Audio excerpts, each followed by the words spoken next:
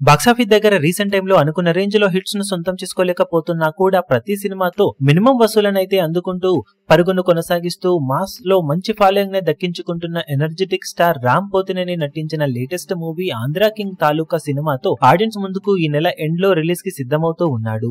28న release కాబోతున్న cinema మీద full నమ్మకంతో ఉన్న రామ్ మంచి ప్రమోషన్స్ ను జరుపుతూ సినిమాను ఒక రోజు ముందుగానే ఆడియన్స్ ముందుకు తీసుకురాబోతున్నాడు. ఈ నెల 27న రిలీజ్ కాబోతున్న ఈ సినిమా ఇప్పటికే సాంగ్స్ పరంగా మంచి రెస్పాన్స్ ను ఆడియన్స్ నుండి సొంతం చేసుకోవడంతో ఎక్స్పెక్టేషన్ సినిమా మీద పెరిగిపోయాయి. ఇక ట్రైలర్ అనుకున్న రేంజ్ లో ఉంటే ఖచ్చితంగా ఎక్స్పెక్టేషన్స్ మరింతగా పెరిగి సాలిడ్ ఓపెనింగ్స్ ని నమ్మద్దు చేసే అవకాశం సినిమాకు ఎంతైనా ఉంది. ఇక ఈ సినిమాతో రామ్ కంబ్యాక్ ను దక్కించుకునే అవకాశం ఎంతైనా ఉండగా ఇప్పుడు ఈ సినిమాతో ఒక రేర్ రికార్డును రామ్ నెలకొల్పడానికి అవకాశం అయితే ఎంతైనా ఉందని చెప్పవచ్చు. అదే 13 ఏళ్ల క్రితం రిలీజ్ అయిన కింగ్ నాగార్జున నటించిన డమరుకం సినిమాను టార్గెట్ చేయబోతుందని చెప్పాలి. ఈ సినిమా నార్మల్ గా నవంబర్ ని అన్ సీజన్ గా భావించి పెద్ద సినిమాలను పెద్దగా రిలీజ్ చేయరు. దాంతో నవంబర్ లో రిలీజ్ అయిన మూవీస్ అన్నింటిలోకి డమరుకం సినిమా టోటల్ రన్ లో 26 కోట్లకు పైగా షేర్ అందుకొని ఓవరాల్ గా నవంబర్ లో రిలీజ్ అయిన తెలుగు సినిమాల పరంగా హైయెస్ట్ షేర్ అందుకున్న సినిమాగా నిలిచింది.